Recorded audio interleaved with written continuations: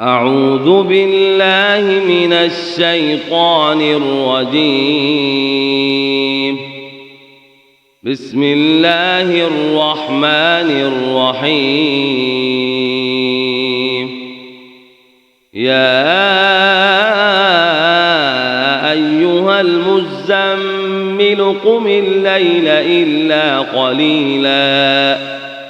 نصفه أو انقص منه قليلا أو زد عليه ورتل القرآن ترتيلا إنا سنلقي عليك قولا ثقيلا إن ناشئة الليل هي أشد وطئا وأقوم قيلا إن لك في النهار سبحا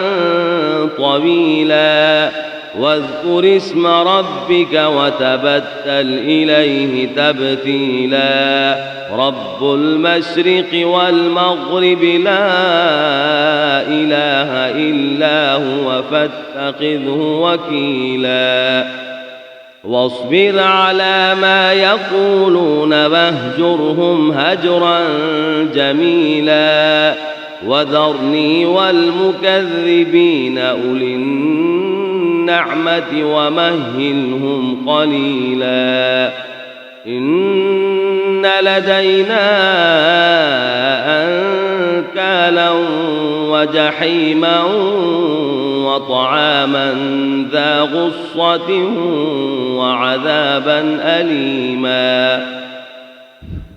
يوم ترجف الأرض والجبال وكانت الجبال كثيبا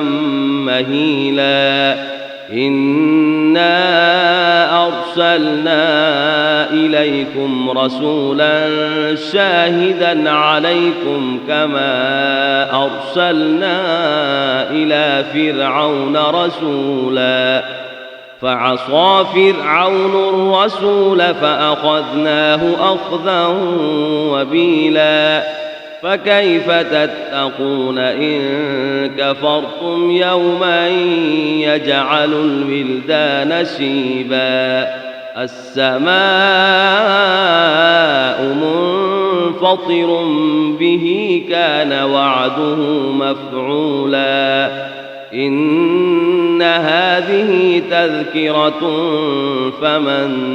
شاء اتخذ إلى ربه سبيلا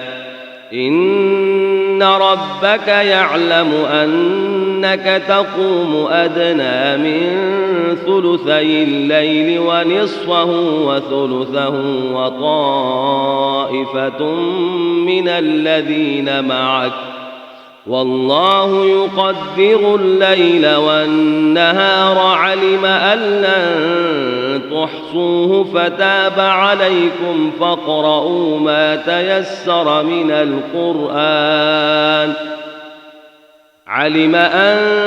سيكون منكم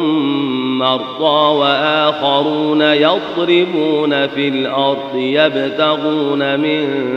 فضل الله وآخرون يقاتلون في سبيل الله فاقرؤوا ما تيسر منه وأقيموا الصلاة وآتوا الزكاة وأقرضوا الله قرضا حسنا وما تقدموا لأنفسكم من خير تجدوه عند الله هو خيرا وأعظم أجرا واستغفروا الله إن الله غفور رحيم صدق الله العظيم.